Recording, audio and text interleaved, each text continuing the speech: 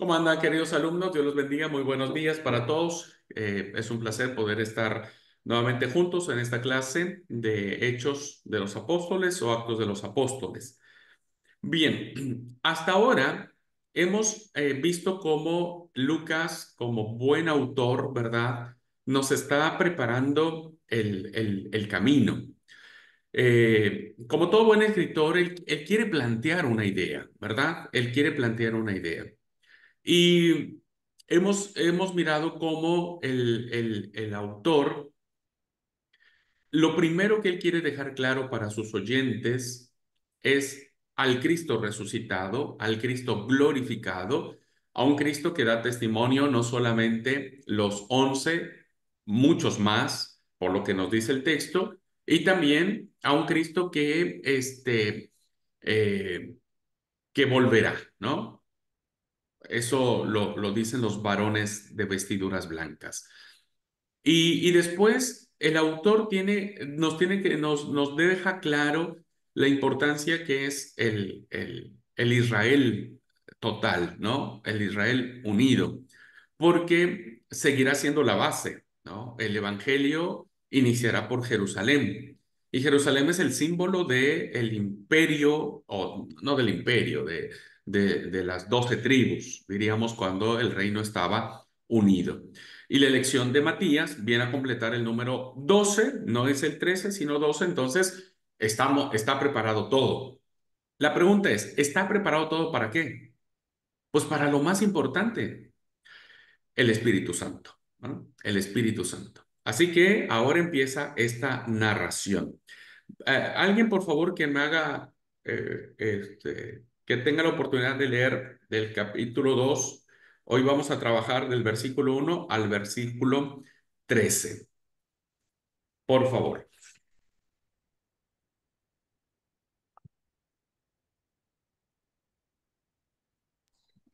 2 y 3. No, del uno, capítulo 2, del 1 al 13, versículo 13.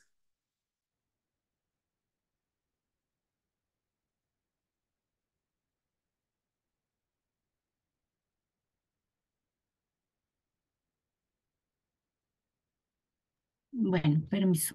Sí. Es de la Reina Valera. La venida del Espíritu Santo. Cuando llegó el día de Pentecostés, estaban todos unánimes juntos, y de repente vino del cielo un estruendo como de un viento recio que soplaba, el cual llenó toda la casa de donde estaban sentados, y se les aparecieron lenguas repartidas como de fuego, asentándose sobre cada uno de ellos. Y fueron todos llenos del Espíritu Santo y comenzaron a hablar en otras lenguas, según el Espíritu les daba que hablasen. Moraban entonces en Jerusalén judíos, varones piadosos de todas las naciones bajo el cielo. Y, y hecho este estruendo, se juntó la multitud y estaban confusos porque cada uno les oía hablar en su propia lengua. Y estaban atónitos y maravillados, diciendo, mirad, ¿no son galileos todos estos que hablan? ¿Cómo pues les oímos nosotros hablar cada uno en nuestra lengua en la que hemos nacido?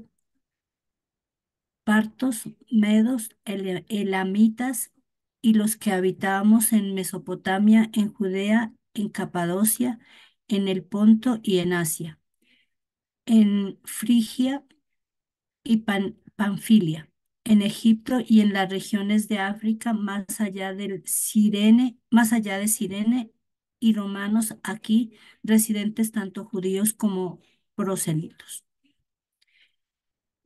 Cretenses y árabes, les oímos hablar en nuestras lenguas las maravillas de Dios, y estaban todos atónitos y perplejos, diciéndose unos a otros, ¿qué quieres decir? ¿Qué quiere decir esto? Mas otros burlándose decían, están llenos de mosto.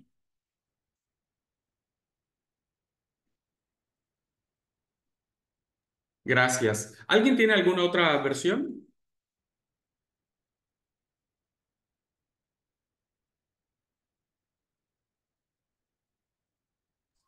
NBI tengo acá. Bueno, por favor. Bueno, dice, cuando llegó el día de Pentecostés, estaban todos juntos en el mismo lugar. De repente vino del cielo un ruido como el de una violenta ráfaga de viento y llenó toda la casa donde estaban reunidos. Se les aparecieron entonces unas lenguas como de fuego que se repartieron y se posaron sobre cada uno de ellos. Todos fueron llenos del Espíritu Santo y comenzaron a hablar en diferentes lenguas según el Espíritu les concedía expresarse. Estaban de visita en Jerusalén judíos piadosos procedentes de todas las naciones de la tierra. Al oír aquel bullicio, se agolparon y quedaron todos pasmados, porque cada uno los escuchaba hablar en su propio idioma. Desconcertados y maravillados, decían, ¿no son galileos todos estos que están hablando? ¿Cómo es que cada uno de nosotros los oye hablar en su lengua materna?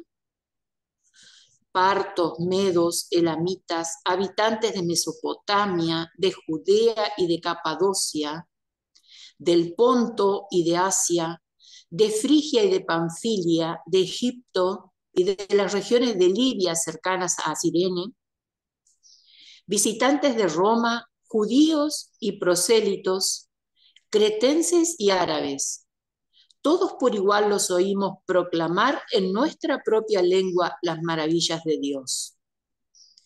Desconcertados y perplejos, se preguntaban, ¿qué quiere decir esto?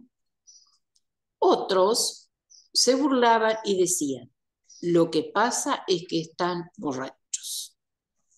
Bueno, muy amable, querida Esther. Eh, Bien, ¿qué les llama la atención, hermanos? ¿Cuáles son las preguntas que le harían a Lucas sobre esto?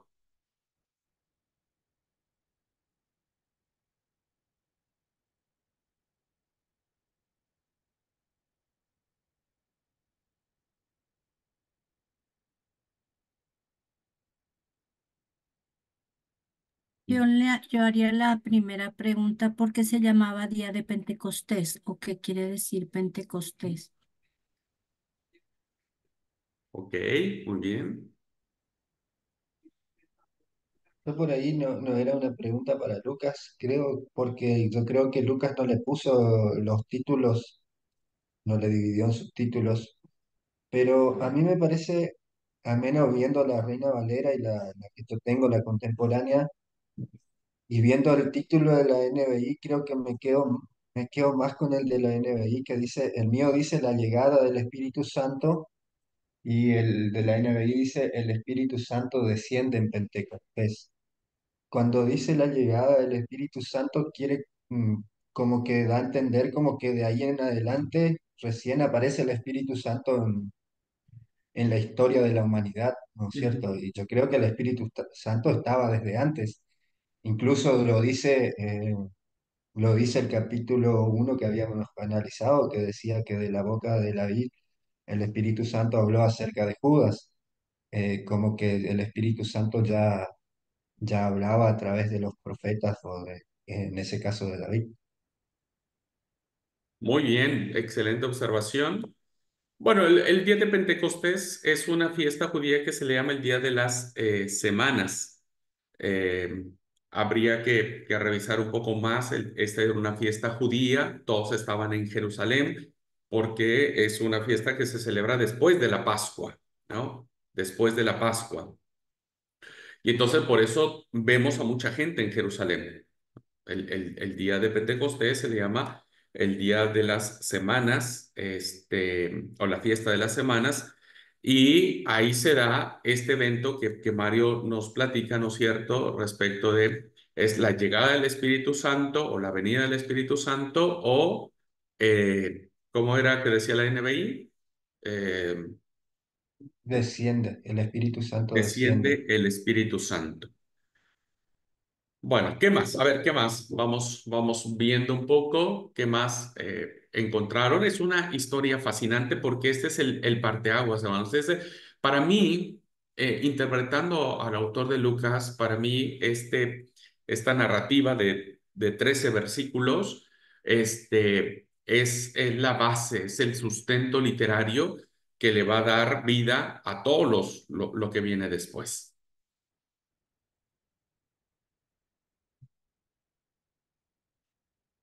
Recuerden siempre, hermanos, las cosas que están acá no siempre salen de la nada, siempre tienen un trasfondo, siempre tienen una historia detrás, ¿no?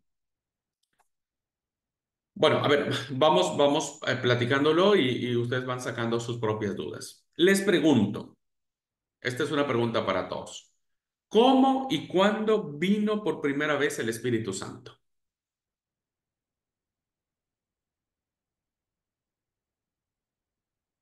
Esa es la pregunta que les hago. ¿Cómo y Cuando cuándo vino el bautizaron a Espíritu Jesús, Santo? cuando Jesús fue bautizado en el río Jordán. Un segundito, hermanos.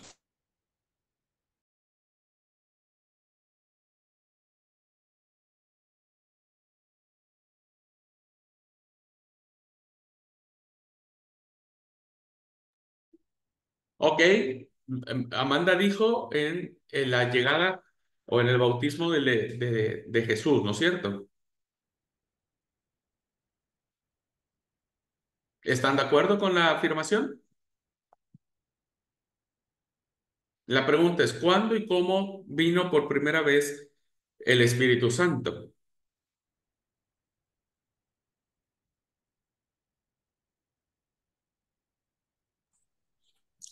Yo no sé cuál es la primera vez, pero yo creería que no es esa la primera vez. Ok. Yo creo que está desde el principio, ¿Cuál principio? desde la creación. Ok. Podemos ver que el Espíritu de Dios estaba presente en los orígenes del mundo cuando dice, y el Espíritu de Dios se movía, ¿no? Se movía por sobre el caos. También vemos, ahí vemos, ¿no? Cómo el Espíritu ya es una realidad, es una realidad. El Espíritu Santo que aparece en el capítulo 2 de Hechos no es algo nuevo, es algo que está presente. Puede darse también cuando Jesús se bautiza y dice que el Espíritu Santo descendió en forma de paloma. Ujú. Pero hay un evento que aparece en el capítulo, eh,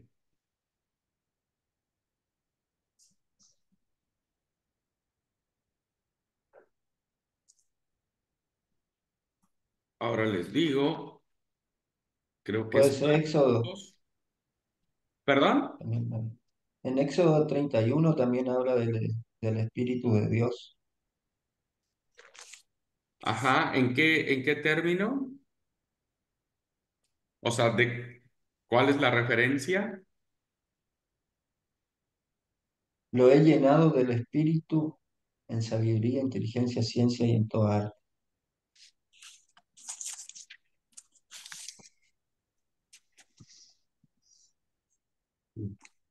Ok, pero hay un evento muy ligado a este tema de Hechos 2 y aparece en Juan 20:22. Juan 20:22.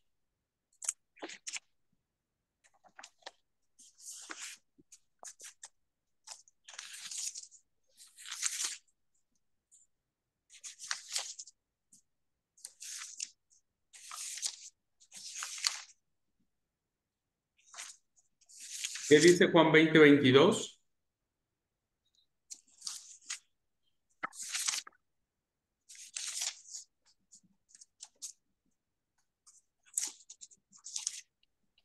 Y habiendo dicho esto, sopló y les dijo, reciban el Espíritu Santo. ¿Ok?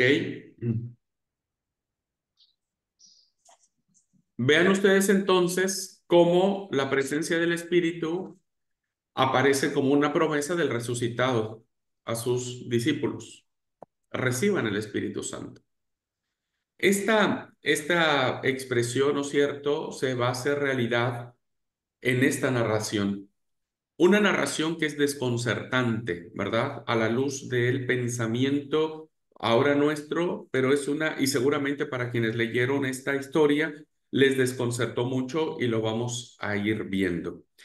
Eh, ¿Sobre quién desciende el Espíritu Santo en la narrativa del capítulo 2? ¿Sobre quién?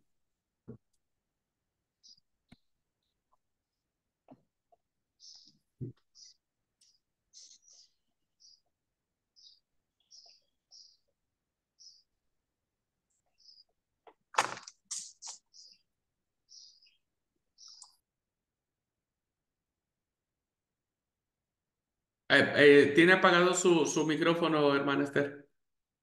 Dice sobre todos. Ajá. ¿Y quiénes son todos? Esa es la pregunta. ¿Quiénes son todos? Los que estaban en ese lugar. ¿Quiénes estaban en ese lugar? ¿Quiénes? Es muy importante, hermanos, es fundamental determinar sobre quién es el Espíritu Santo. No es, bueno, sobre todos, ok, ¿quiénes eran esos todos? Y de muchos lugares, los que menciona acá, de Asia Menor, de Ponto, Frigia, Panfilia, había gente, Pero, peregrinos de Roma, judíos. pero ¿será que era sobre todo ellos? Porque ahí lo que dice es que todos ellos entendían lo que los que recibieron el Espíritu decían. Entiendo yo. Sí, el Espíritu, según el versículo 7 dice, estaban atónitos y maravillados diciendo, mirad, ¿no son galileos todos estos que hablan? ¿Cómo pues les oímos hablar en nuestra lengua? Partos, medos y demás.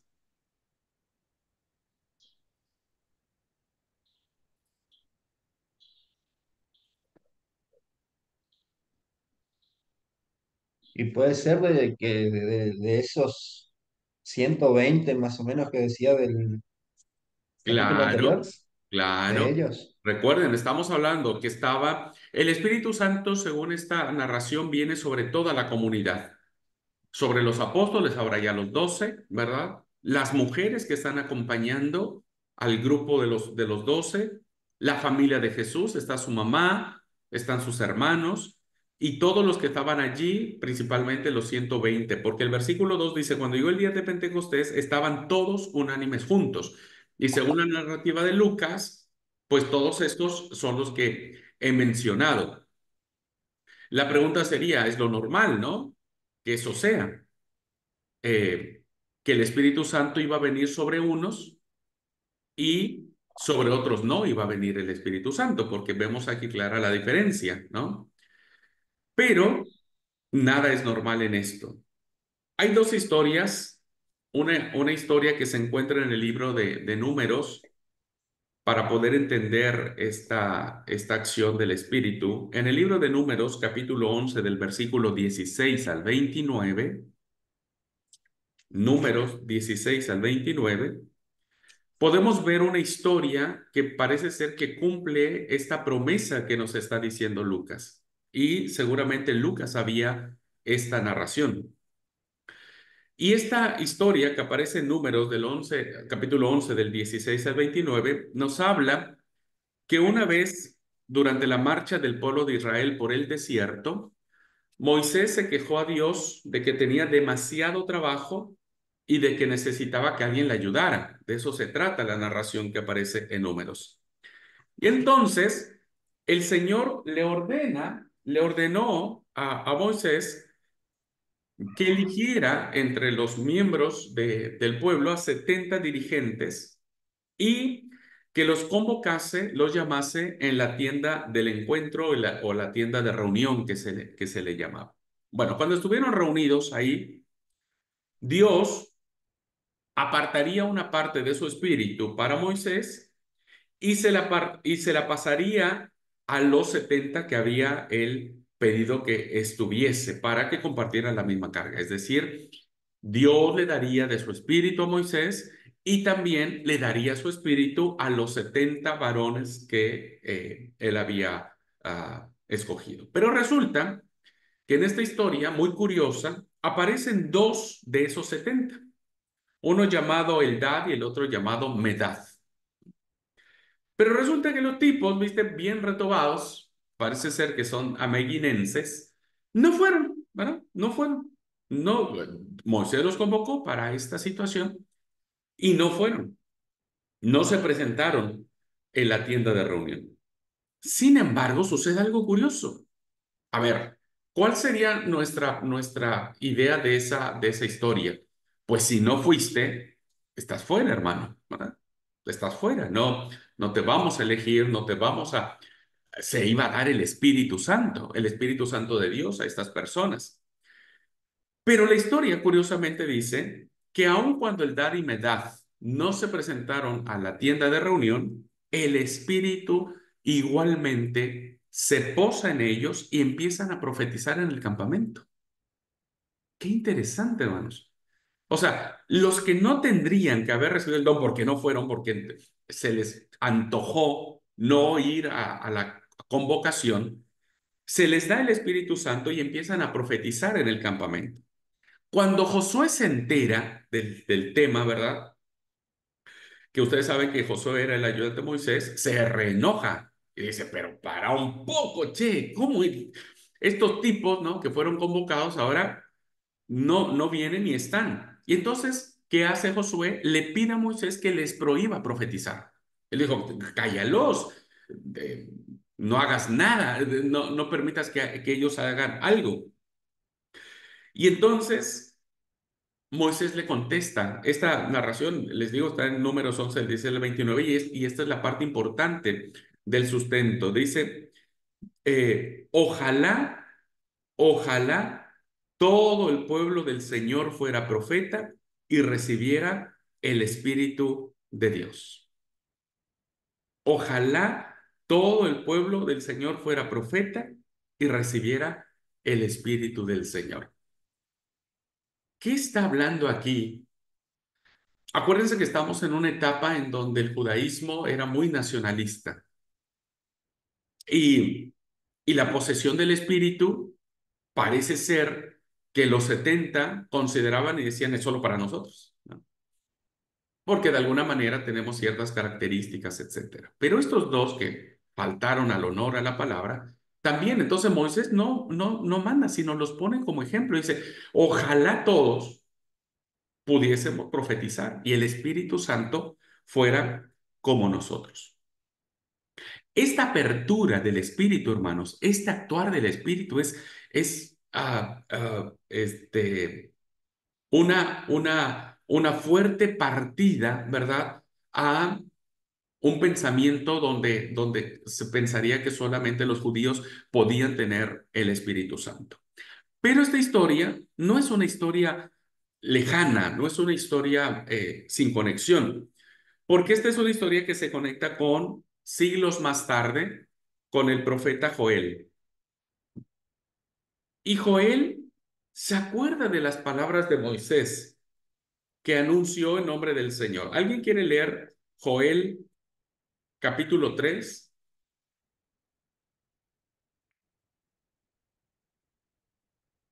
El Espíritu Santo en la historia de Medad y Eldad, vemos claramente que el Espíritu cayó sobre ellos aun cuando no lo merecían. Y Moisés dijo, ojalá a todos, no importa quiénes sean, fueran profetas. Imagínense, poner a todo el pueblo en el nivel de profetas era, o sea, no era cualquier cosa, ¿no? Ya sabemos lo que era el profeta de Dios. Ahora, vean lo que dice Joel en el capítulo 3, versículos.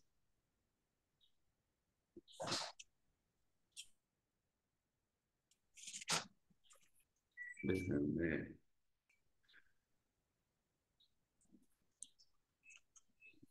Si lo encuentro, les digo.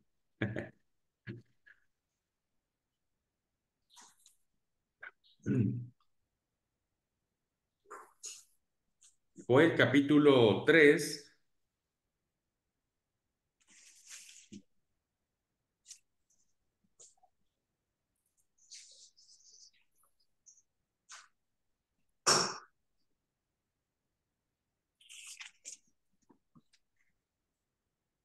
Espérenme. Capítulo 2, perdón, capítulo 2, versículos del 28 y 29.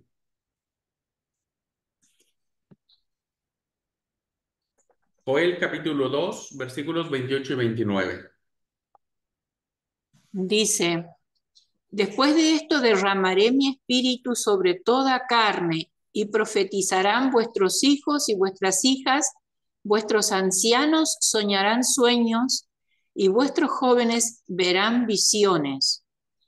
Y también sobre los siervos y sobre las siervas derramaré mi espíritu en aquellos días.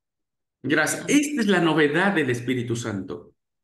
La novedad del Espíritu Santo es que el Espíritu Santo no es posesión de nadie. No es posesión de nadie, ¿no?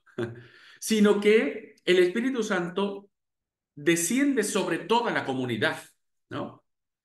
Y entonces vamos a ver que el fundamento de la iglesia misionera, que nos va a platicar Lucas durante los próximos capítulos, va a estar basado en la igualdad, que Pablo recogerá y dirá, ahora no hay ninguna distinción para los que estamos en Cristo Jesús.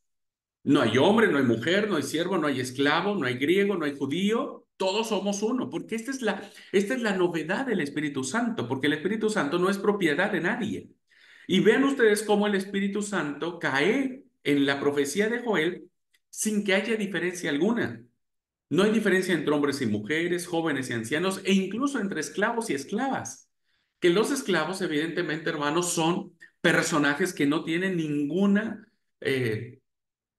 chance, ninguna oportunidad de acceder a un beneficio poderosísimo, como lo es el Espíritu Santo. Entonces, vean cómo este mensaje que vemos en la historia de Números y en la historia de Joel nos dice lo siguiente: el Espíritu no es patrimonio de los varones ancianos, ni siquiera de los 11 apóstoles, porque no eran 12 cuando el libro de Juan nos dice que estaban los 11 reunidos, que tenían miedo, que no sé qué, Jesús se presenta y dice, reciban el Espíritu Santo. Ni siquiera el Espíritu Santo es propiedad de hombres, y más aún, ni siquiera de los apóstoles, ¿no? Esto, hermanos, es una posición fundamental.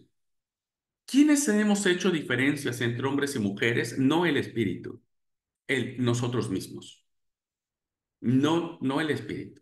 El espíritu no dijo, a ver, solo los hombres y solo a los jóvenes les voy a dar el espíritu, las mujeres no, porque son inferiores, porque son impuras, porque no tienen valor. El Espíritu Santo cae sobre todos. Y en la profecía de Joel, ya esto lo hace y Lucas en esta narración lo retoma, porque él quiere hablar sobre la universalidad de el tema. Entonces, volviendo nuevamente al relato de Hechos, dice, cuando llega el Espíritu, el Pentecostés, estaban todos unánimes y de repente vino del cielo un estruendo como de viento que soplaba, el cual llenó toda la casa donde estaban sentados y se les apareció lenguas repartidas como de fuego, sentándose cada uno sobre ellos y fueron todos llenos del Espíritu Santo, todos ellos y como diríamos hoy en lenguaje inclusivo, todas ellas, todos ellos y todas ellas. Hermanos, en un judaísmo en donde a la mujer se le ha relegado a los esclavos, ¿no? A los esclavos, aunque eran hombres, pero tenían la condición de esclavos, el Espíritu Santo no hace ninguna distinción. Y esto es una gran novedad en cuanto al actuar del Espíritu Santo. ¿Me di a entender, hermanos? la importancia que tiene la llegada del Espíritu Santo para todos? Ujú. Bueno,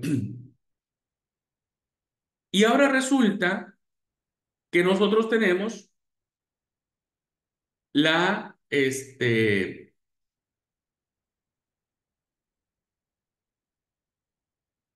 texto que dice, y de repente vino del cielo un estruendo como de viento recio que soplaba, el cual llenó toda la casa donde estaban sentados. ¿Qué significa esto, hermanos? ¿Qué está queriendo decirnos Lucas con esa expresión? En otras versiones dice, vino un viento huracanado, ¿no? Aquí en Misiones, yo creo que en muchas partes, cuando viene tormenta, el viento sopla y te levanta casi el techo de la casa. Ahora, ¿eso pasó o no pasó? ¿Cómo fue ese viento? Dice, de repente vino del cielo un estruendo como de un viento recio que soplaba, el cual llenó toda la casa donde estaban sentados.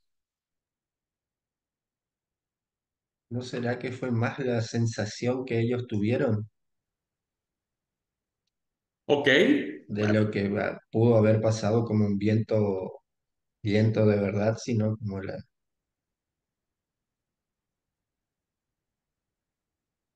vamos la interpretación de Mario es bajarlo a un estado sensitivo, es decir, ellos percibieron que algo fuerte estaba y entonces interpretaron que era como un viento que soplaba, ¿no? Ok. ¿Alguien más tiene alguna otra? Y sí, yo también pienso que podría ser que ellos, para decir lo grande que es, porque creería que además ellos estaban reunidos esperando la promesa que Jesús le había hecho. Entonces, o sea, estaban esperando algo grande, el consolador, algo que venía de Dios, y una manera de decirlo, por ahí sería esa forma de la naturaleza, ¿no? Con el viento, expresarlo con el viento fuerte. Ok, ok, también tiene que ver mucho con eso, pero vean que vamos viéndolo despacito. Dice, y de repente vino ¿de dónde? Del cielo.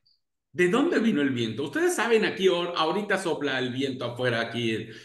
¿De dónde viene el viento? Anda a Del saber. norte o del sur. Siempre decimos o viento norte, viento sur, porque dice vino y de repente vino del cielo.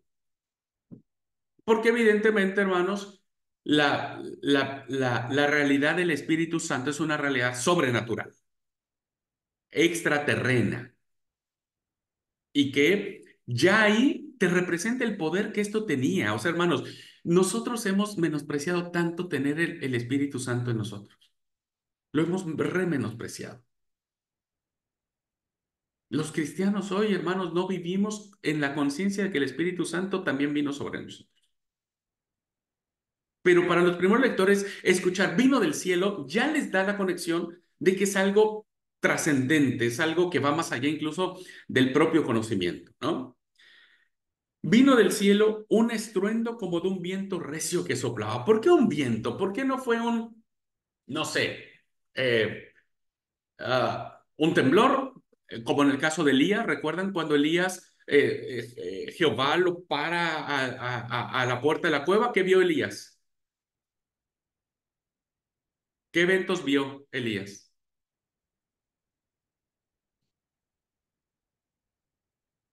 Esme, Amanda, ¿qué viento vio Elías? ¿Qué viento, qué eventos vio Elías? Mario, Esther.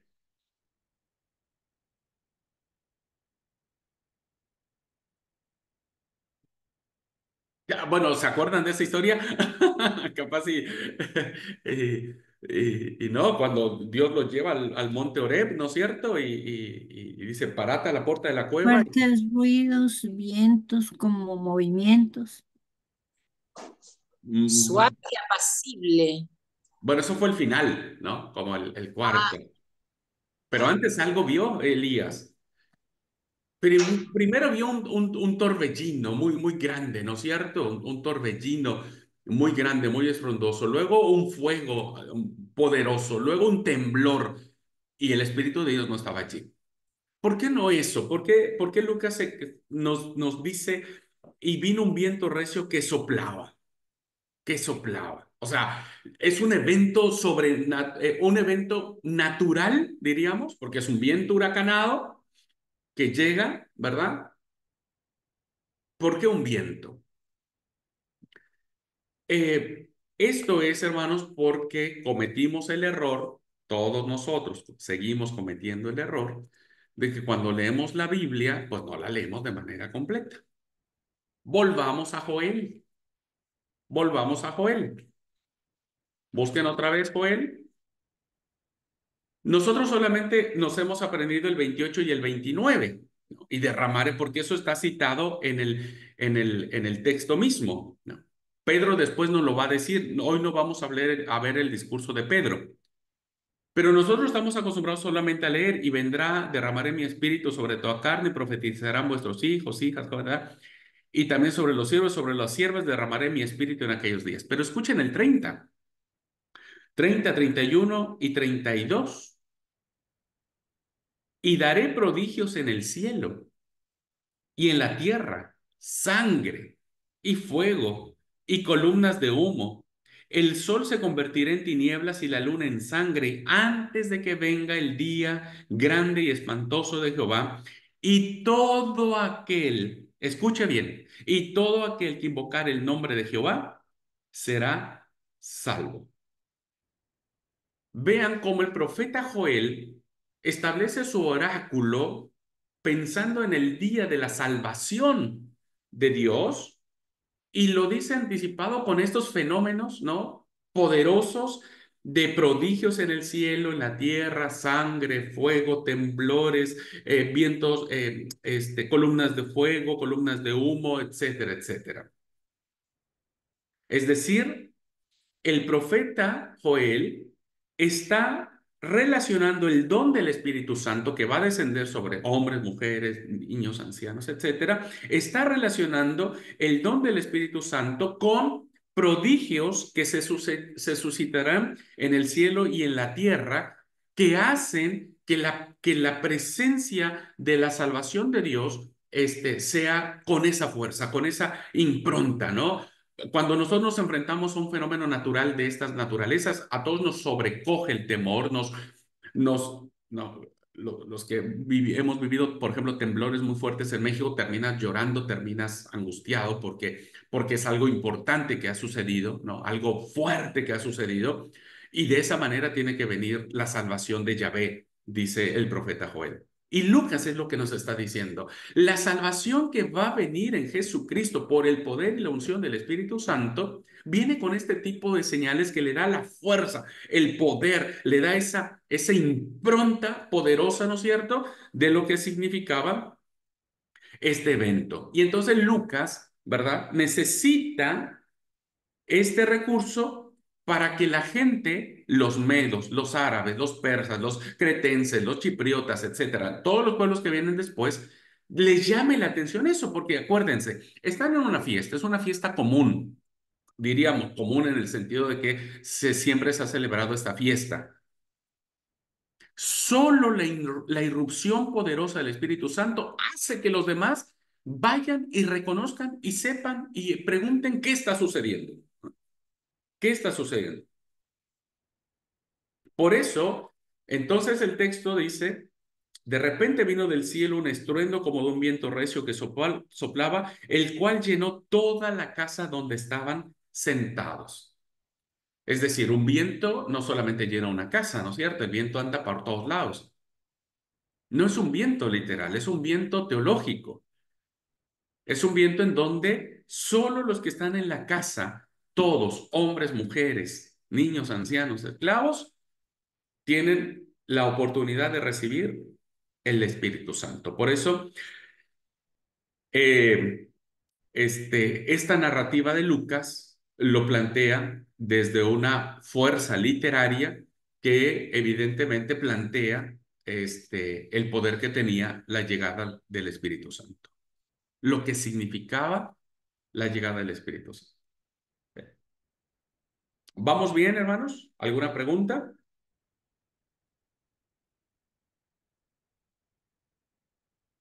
¿Vamos bien o nos regresamos?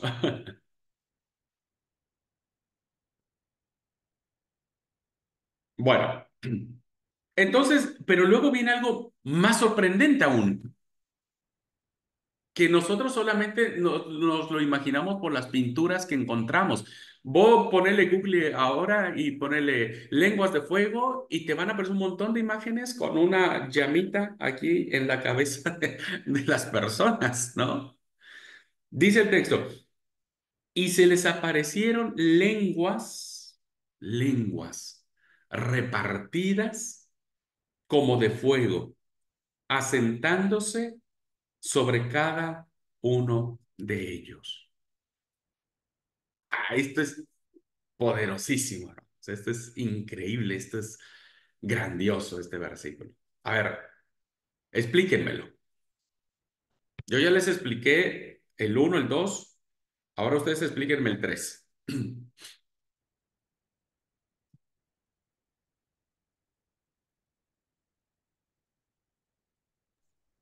No sé si puedo explicar, pero dice, vieron aparecer lenguas. Las oyeron, sería. No sé. Eso en la Biblia católica dice. La otra, ahí ahora me fijo.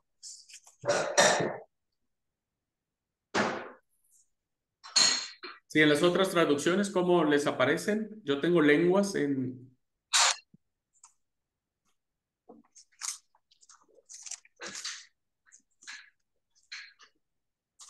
Hechos 3. Y les aparecieron lenguas repartidas como de fuego. Ah, esa palabrita dice esta Biblia. Vieron aparecer. Claro, porque es algo que Puede se ser, ve. puede ser que tenga algo que ver con lo que dijo también Juan el Bautista en su momento, Sí, ¿qué dijo? sobre eh, él los bautizará, creo, en Mateo 3:11 dice, él los bautizará en Espíritu Santo y fuego.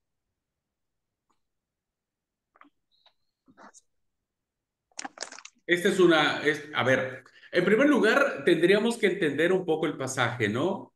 Dice que cuando escuchan el viento y demás, en ese momento vieron aparecer lenguas de fuego, ¿verdad? Sí. Así está. Y vieron aparecer lenguas de fuego. ¿Estamos de acuerdo hasta ahí? No, hermanos, no, no, no, no. Vuelvan a leer otra vez, despacito. Nunca se crean de lo que yo les diga. Dice el texto, y se les aparecieron lenguas repartidas como de fuego. No es lo mismo decir lenguas de fuego que decir lenguas como de fuego. ¿Se entiende? Porque si nosotros hablamos lenguas de fuego, entonces sí, el sujeto está determinado por la esencia de la oración. Entonces sí, si nosotros digamos lenguas de fuego, sí fue un fuego. O sea, ¿qué entendemos por fuego? Pues los que hacemos asado, sabemos que cuando vos pones el carbón o la leña, te aparece esas llamitas, ¿viste? Esas cositas que te aparecen. Ese es un fuego. Pero acá no fue un fuego, sino como un fuego. ¿Qué significa esto? Que era algo que parecía, ¿no? Algo que parecía. Estas comparaciones del cómo deben tener mucho cuidado con eso, ¿verdad? Porque es lo mismo, cuando Jesús es bautizado, dice que el Espíritu Santo descendió en forma como de paloma, como de paloma. Solo que nosotros seguimos siendo influenciados por las pinturas que se dan. Vemos cómo se simboliza el Espíritu Santo con una paloma. Pero dice, ¿cómo? una paloma. Cuando Juan el teólogo ve en el libro de Apocalipsis y dice, yo vi a Jesús y tenía sus ojos como llama de fuego y sus pies como bronces bruñidos y su cabello como de blanca lana. O sea, no es que Jesús era un extraterrestre y era un, no sé, un deforme en todos los sentidos, sino la palabra como siempre trae consigo un significado, ¿verdad? Entonces, paremos allí para entender esto. Parece ser que Mario tiene una pista de poder entender qué era esto, ¿no? Y nos retrotrae a esa historia cuando dice que Juan estaba bautizando con agua, pero Jesús iba a bautizar con Espíritu Santo y fuego, y fuego. Vean esa relación que existe, ¿no? Entre el Espíritu Santo y el fuego, y el fuego. Primero las lenguas de fuego y luego viene el Espíritu Santo en esta narrativa de Hechos. Lucas primero pone el fuego y después pone el Espíritu Santo. Vean el versículo 4, dice, el 3 vinieron las lenguas de fuego y el 4 dice, y fueron todos llenos del Espíritu Santo.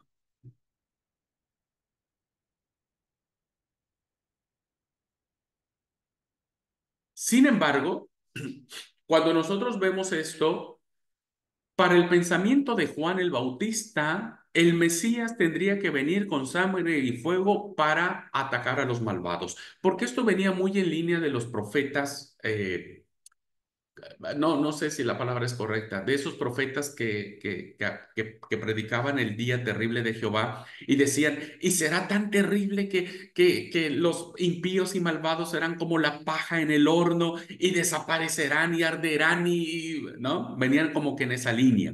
Y Juan el Bautista también venía como de esa línea, con el hacha en la mano para cortar los árboles malos, ¿no? Y el hacha está en la mano para darle. Pero Lucas no va en esta línea profética de que el día terrible de Yahvé tiene que ver con la matanza y la destrucción de los impíos. Lucas viene con otra propuesta. Y viene con una propuesta en donde el Espíritu Santo se va a abrir a los impíos, el Espíritu Santo se va a abrir a los malvados. Como edad y meldad, ¿no es cierto? Ahora también se va a cumplir en ellos. Esto es sumamente importante. Lucas le da un nuevo sentido a esa idea. El fuego y el espíritu que envía Jesús no son para condenar a nadie, sino para que los apóstoles con eso puedan proclamar las maravillas de Dios. Para los profetas, el fuego era abrasador, era destructor. Para Lucas, es el signo de la fuerza que necesitan los que son llenos del Espíritu Santo para proclamar las maravillas del Señor, ¿verdad? ¿Y qué tiene que ver esto con el Espíritu Santo y Jesús? Este tema es muy interesante, hermanos, porque dice, y estas lenguas de fuego se asentaron sobre cada uno de ellos. Ya vimos quiénes estaban ahí. No eran 12, era mucha gente. Y uno podría decir, ¿fue el Espíritu Santo lo que provocó que todo esto fuera? Y decimos sí, pero el Espíritu Santo viene de la mano del Espíritu de Jesús. Jesús dijo, yo me voy a ir, pero enviaré a vosotros el Espíritu Santo y no estaréis huérfanos. ¿Qué nos dice este texto, hermanos? Que cuando el Espíritu Santo se asienta en la cabeza de cada una de estas personas con esta expresión del fuego, significa que ahora se empieza a iniciar un movimiento misional. Esa expresión que dice asentándose sobre cada uno de ellos es la explicación del por qué la iglesia cristiana empieza a crecer y es lo que fue. Porque el Espíritu Santo se fue derramando en cada persona en cada hombre, en cada mujer, en cada esclavo, en cada esclava, en cada hombre, en cada anciano, en cada joven, que motivados por el Espíritu de Jesús, en la fuerza del Espíritu Santo, se empieza a proclamar el Evangelio. Es el movimiento misional de la iglesia. Porque la iglesia se funda a través de todos estos que estaban reunidos. Y hasta hoy, hermanos, el responsable del movimiento misional de la iglesia es el Espíritu Santo. Hasta hoy. La pregunta es, ¿por qué a veces nuestras iglesias no crecen? Porque no hemos entendido la función y el poder del Espíritu Santo en nuestras vidas. Por eso no crecemos. Porque desafortunadamente, y lo digo con mucha tristeza y con mucho respeto, yo siendo el principal, porque a veces cuando hacemos planes evangelísticos, buscamos estrategias, que si es evangelismo explosivo, que si casa por casa, que si cultos evangelísticos, que si radio, que si no sé qué, cuando realmente primero tenemos que estar claros nosotros de la llenura del Espíritu Santo en nuestras vidas. Porque el que guía la obra misional de la iglesia es el Espíritu Santo. Y a veces la iglesia nos confiamos en nuestros programas, nos confiamos en nuestros planes, confiamos en que el método va a ser el mejor, que este me funcionó, que este... El mejor método para evangelizar es la llenura del Espíritu Santo. Pero no tenemos conciencia de eso, hermanos. Por eso cuando estamos flaqueando, cuando queremos abandonar todo, es porque no hemos entendido lo que significa este viento huracanado, ¿no? Diríamos, este viento de poder que debe obrar en nosotros. Que todos vivimos cristianismos ahí, ¿viste? Cristianismos tibios, cristianismos de que, si puedo lo hago, no sé si va a funcionar, cristianismos en donde no le damos bolilla a esto. Pero para mí, esto es muy importante.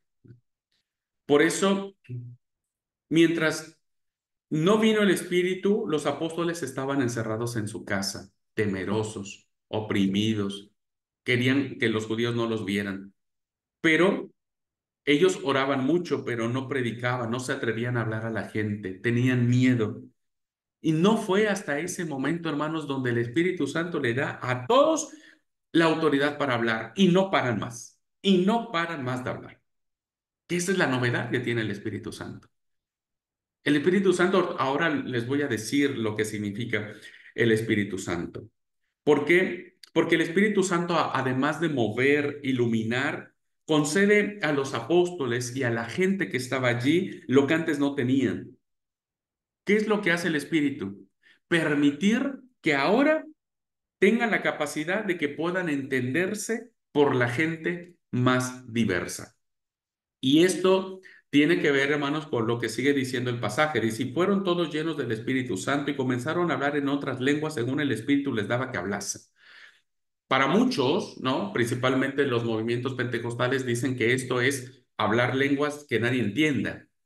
Pero el texto mismo nos dice, estos están hablando en nuestra lengua. O sea, no eran lenguas distintas, no eran lenguas extrañas, no eran lenguas diferentes, sino eran lenguas que ellos mismos entendían.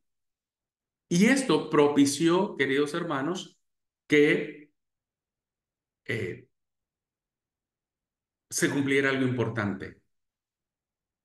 ¿Qué les dice a ustedes este pasaje cuando dice, y comenzaron a hablar en otras lenguas según el Espíritu les daba que hablasen? Moraban entonces en Jerusalén judíos, varones piadosos de todas las naciones bajo el cielo, y hecho este estruendo, necesitábamos atraer la atención de la gente, se junta la multitud, estaban confusos porque cada uno le oía hablar de su propia lengua. ¿Qué les dice esta expresión? A ver, les voy a poner más fácil. ¿Qué historia les recuerda esta expresión? Para ver el contraste, ¿no?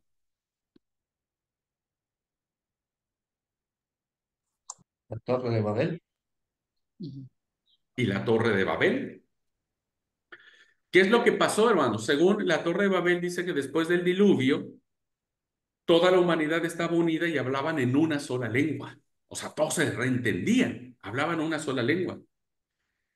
Y cuando emigran a la llanura que había en el oriente, algunos se proponen y dicen, vamos a construir una ciudad y una torre que alcance el cielo para hacernos famosos. Pero a Dios aquel deseo de llegar al cielo le pareció una actitud muy orgullosa que no se podía dar el lujo de permitir. Entonces decide hacer algo. ¿Qué hace? Confundir las lenguas de los hombres para que no se entendiesen unos a otros. Y bueno, todos sabemos, ¿no? Imagínense la escena. Cuando un obrero le pedía un ladrillo, le daba una troza de madera, ¿no? No, no te estoy pidiendo eso, es que no te entiendo, ¿no? No te entiendo. Y al cabo del poco tiempo, como no se entendían, ¿qué pasó en la historia? Estos se desesperaron y terminaron dispersándose unos a otros y empezaron a poblar toda la tierra. Esta historia que hemos leído, hermanos, nos dice algo sorprendente. Cuando Dios confunde la lengua en la Torre de Babel, la gente se dispersa. Pero en Pentecostés, la gente se congrega de todas las partes del mundo y empieza a entender lo que el apóstol está hablando en su propia lengua, en su propia lengua. Lo que en Babel fue confusión y separación, en Pentecostés es claridad y unidad. Es claridad y unidad. La gente está entendiendo, la gente se reunió de todas las partes del mundo. Esto es interesantísimo. El versículo 5 dice, de todas las naciones bajo el cielo. ¿Qué quiere decir eso? Esto lo vimos cuando vimos Antiguo Testamento. ¿Qué quiere decir esta expresión?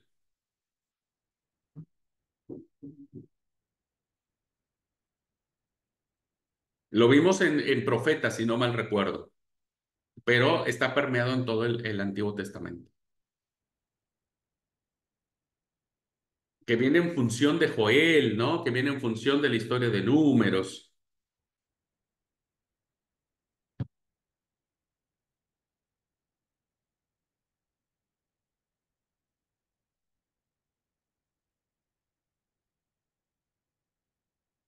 ¿No?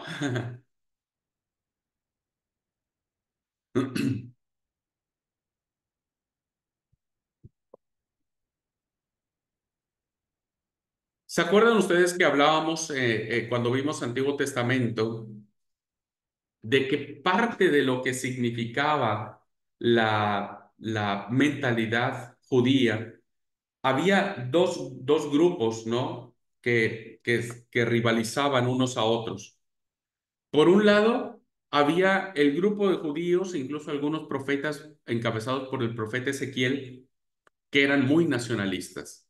Ezequiel profetizó y dijo, algún día se levantará un templo tan glorioso, tan maravilloso, ¿no es cierto? Tan poderoso, que todos, el pueblo de Israel irá y reconocerá a Jehová y Jehová será su Dios, los judíos. Pero tenemos, por ejemplo, al tercer Isaías o al trito Isaías, en donde dice, mi casa será casa de oración para todos los pueblos de la tierra. Para Ezequiel, al templo solo entrarían los judíos. Para Isaías, en el templo entrarían todas las naciones de la tierra. ¿Qué es lo que vemos aquí, hermanos? Vemos claramente cuando vemos a los medos, partos, elamitas, todos estos países representados, ¿no es cierto? Vemos claramente que la posición universalista de salvación es la que va a permear el libro de Hechos de los Apóstoles. El universalismo. Es decir, todas las naciones, todos los pueblos. Y gracias a Dios a esa expresión, hermanos, están los argentinos, y están los colombianos, y están los mexicanos, y estamos todos los pueblos de la tierra que vamos a poder entrar en el santuario de Yahvé. ¿Se entiende esto, hermanos? Entonces, vean qué importante estos principios son para Lucas. Es fundamental explicar ¿Qué es el Espíritu Santo? Y las consecuencias que esto tiene. Para un judío tan nacionalista, pues esto no podría ser, porque el Espíritu Santo solo tendría que descender sobre ellos. Pero acá están todos. Entonces la pregunta es, al final termina la pregunta diciendo, ¿qué quiere decir esto? Pero esa pregunta se responde en el discurso de Pedro que vamos a ver la próxima clase. Esa pregunta se contesta con el discurso de Pedro. Bueno, quiero terminar esta clase, hermanos, haciendo algunos comentarios acerca de lo que es el Espíritu Santo en el libro de Hechos de los Apóstoles. Punto 1. Cuando Jesús se despide de sus discípulos, Él les dice en Hechos 1:8, recibiréis el poder del Espíritu Santo que vendrá sobre vosotros y me seréis testigos en Jerusalén, Judea, Samaria y todos los confines de la tierra. El punto 1, hermanos, es que el Espíritu Santo está ligado a la actividad misionera. No hay actividad misionera, hermanos, sin Espíritu Santo. Que quede muy claro. Si ustedes algún día en sus iglesias, vamos a hacer un trabajo misionero, vamos a evangelizar, primero hablemos sobre el Espíritu Santo y tengamos conciencia del actuar del Espíritu Santo en toda esta obra misionera.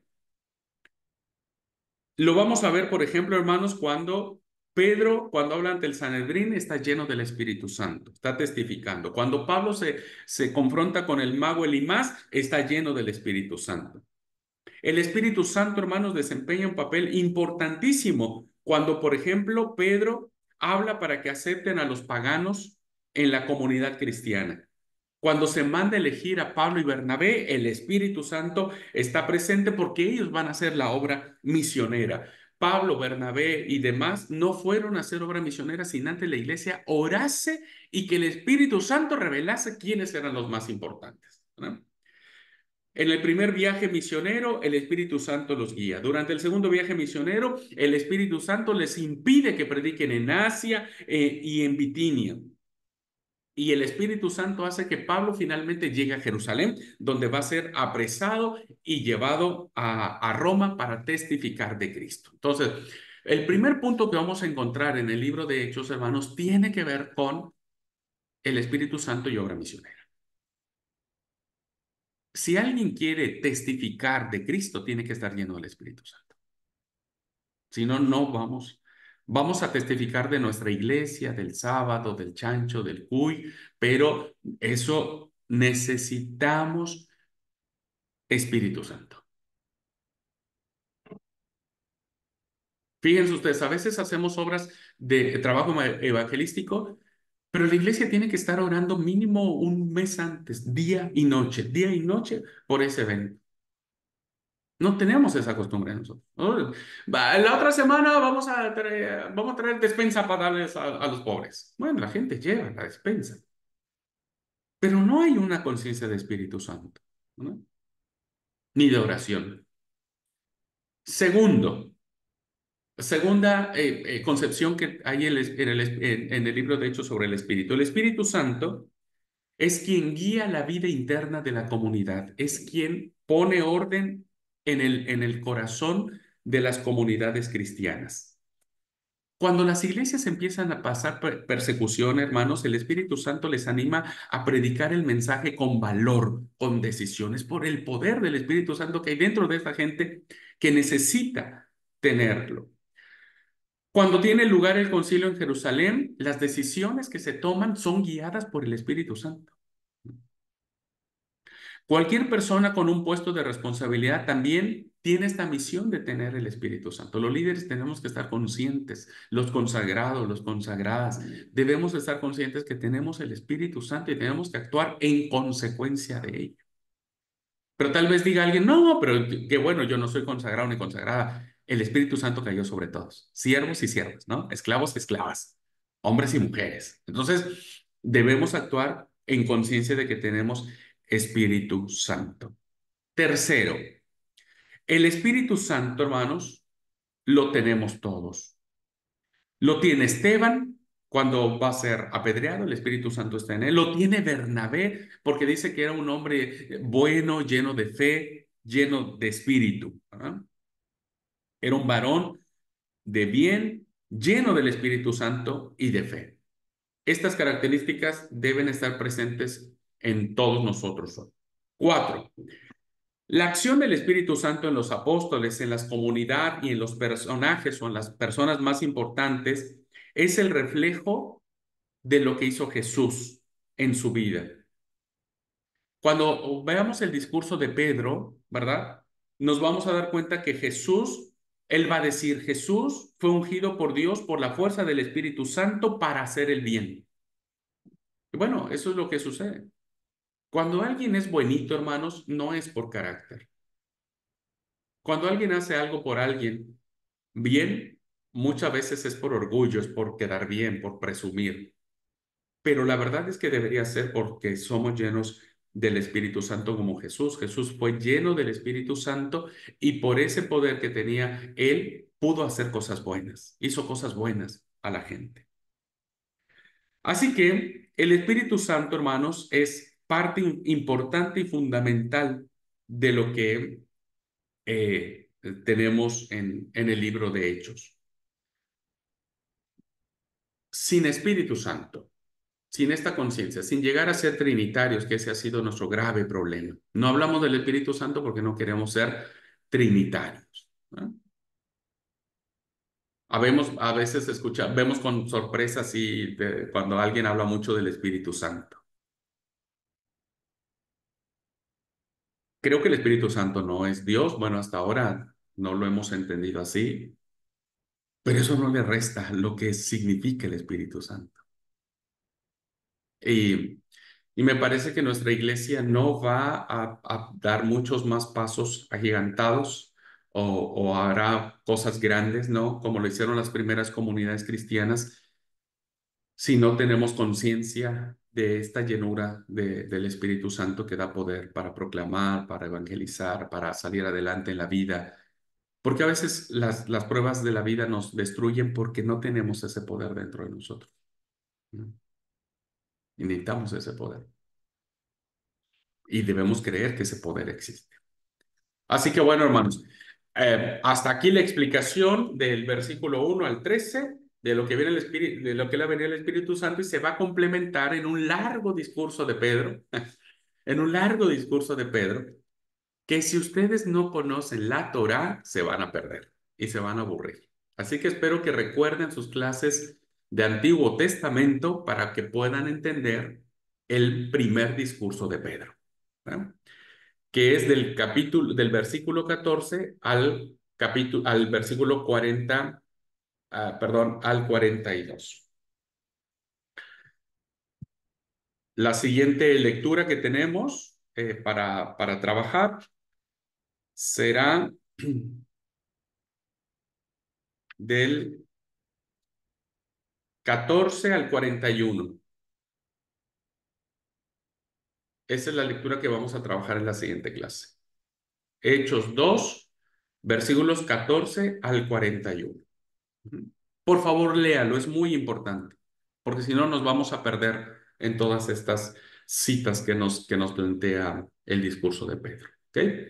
Bueno, ¿alguna pregunta, hermanos? ¿Duda, comentario, algo que quieran agregar?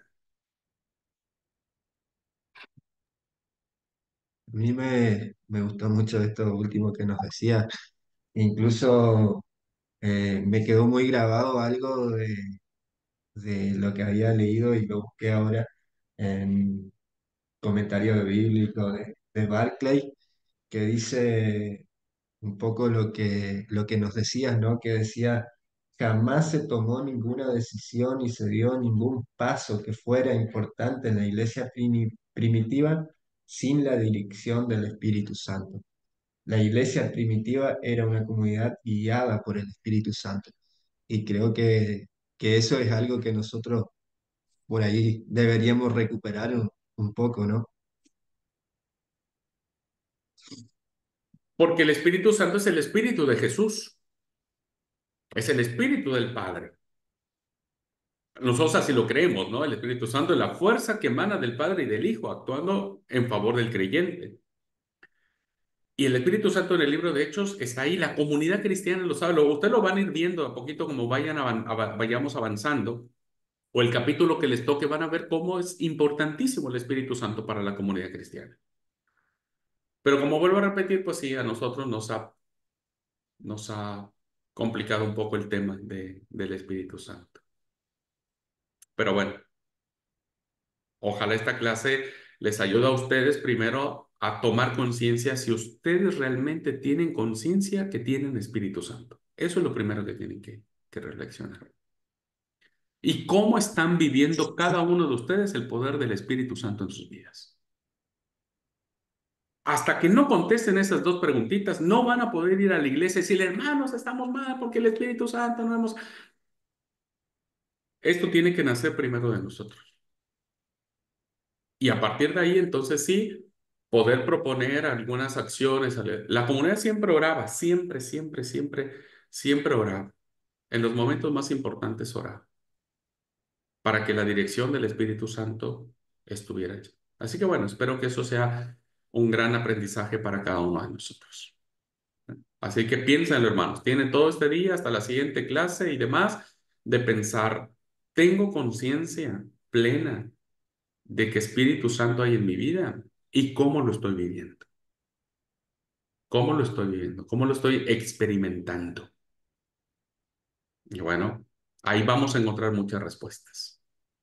¿Ok? Gente linda, muchas gracias por su atención. Ah, sí, sí, María, adelante, adelante, adelante. Una consultita nomás del texto que analizamos, que por ahí me gustaría que me quede en claro. Cuando dice el verso 4, ¿no? De que todos fueron llenos del Espíritu y comenzaron a hablar en otras lenguas, según el Espíritu lo llevaba a expresarse. Ese pasaje quiere decir que, eh, porque yo por ahí lo interpreté de dos maneras. Eh,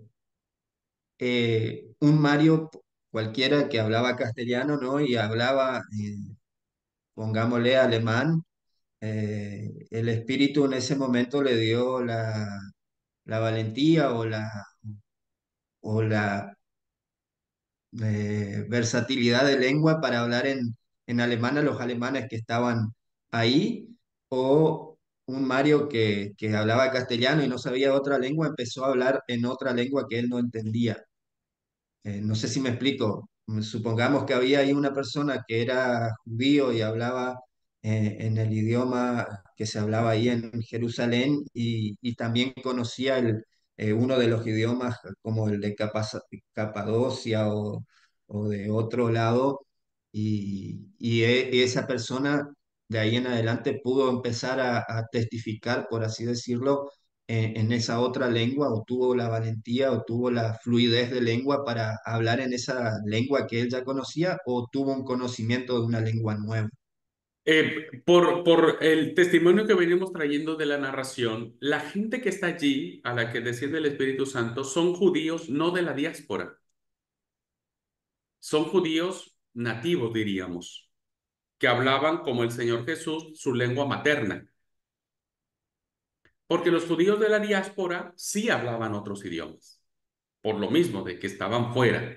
Pero los que estamos ahí, los discípulos, María, los hermanos, los 120, etcétera, etcétera, eran judíos y por lo tanto su lengua materna, la lengua que ellos tenían, era la aramea. El hecho sorprendente, que es lo que los deja a ellos la sorpresa, por eso dice, y quedándose atónitos y perplejos. O sea, esa expresión nos da a entender que evidentemente que alguien que no sabía, yo no sé chino mandarín, que en estos momentos yo empezase a predicarle a otro en chino mandarín. Entonces, así cualquiera dice, no sé, no me preguntes, pero yo te estoy hablando en chino mandarín o en ruso o en qué sé yo. Esa era la novedad de la fuerza del Espíritu Santo que permite la comunicación. Torre de Babel, confusión y dispersión. Pentecostés, claridad y unidad. Pero eran personas que no hablaban esos idiomas y que por este hecho sobrenatural hablaron el idioma de los que estaban allí. Por eso lo perplejo y lo atónito, ¿no? Como, ¿cómo le hiciste? Porque alguien que habla alemán y le habla a otro alemán dice, bueno, y sí, si vos sabes alemán. O sea, no hay ningún problema. Pero en este caso no. Es ¿cómo se llama? La idea de que es el resultado de esta fuerza sobrenatural o este poder sobrenatural de Espíritu Santo que trae claridad en el mensaje de salvación. Pero siempre tenemos que entender que hablaron otro idioma conocido, por así decirlo, no un idioma. A mí me tocó ir una vez con un amigo, me invitó a la iglesia, empezaron a hablar en lengua y vos te das cuenta que no era ni una lengua conocida, o sea, no sé árabe, pero entendés más o menos cómo es que hablan, o sea, hablaban, balbuceaban o algo que no tenía por ahí mucho sentido, ¿no? Claro, Entonces, esa es la diferencia que tenemos que ver ahí, ¿no? claro, y por eso precisamente cuando en el versículo 7 dice, no son galileos estos que hablan, o sea, los circunscriben en este aspecto idiomático, ¿no? Porque les dan una tierra, un espacio geográfico. Y en ese espacio geográfico se habla una lengua nada más, la lengua nativa. Y cuando dice, ¿cómo pues les oímos hablar nosotros, cada uno en nuestra lengua? Y eran lenguas evidentemente conocidas, que permitía que si yo hablaba para los de Capadocia, por ejemplo, a los árabes, pudiera yo llegar el mensaje a ellos. Esto va a ser muy importante porque estos que nos hablan acá, medos, elamitas, finalmente son los que salen dispersos, escuchando el mensaje que va a dar Pedro ahora. Después Pedro va a decir un discurso y ese es el discurso en el cual muchos de ellos dicen, ¿qué haremos nosotros? Y Pedro dice, bautícense y reciban el don del Espíritu Santo. En definitiva, ¿no es cierto? Esto de hablar en lengua era para clarificar el mensaje para que ellos Claro, entiendan. No como a mí me pasó en ese momento, salí asustado y no entendía de lo que totalmente. era más que para confundir a la gente. O sea, si la idea era hablar en lenguas para transmitir el mensaje, no era para confundir a la gente, ¿no? Y evidentemente, amigo mío, pues esto, recuerden, el Espíritu Santo es el que impulsa la actividad misionera. Y en un imperio donde, aunque si bien el griego koiné era la lengua franca del imperio, pero evidentemente muchas regiones seguían manteniendo sus lenguas nativas. Y el hecho de que haber escuchado el mensaje en su propia lengua les permitió ser como el semillero que Dios utilizó, el Espíritu Santo utilizó, para que cuando llegaran a sus aldeas, a sus ciudades, pudieran predicar ellos ahora en su lengua.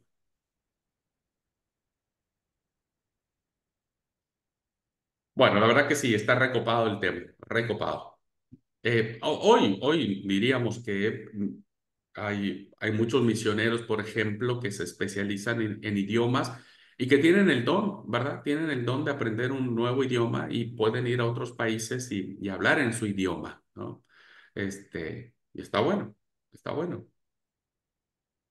Bueno, gente linda, Dios los bendiga, pasen linda mañana, linda tarde, lindo día. Nos vemos la próxima clase. Bendiciones.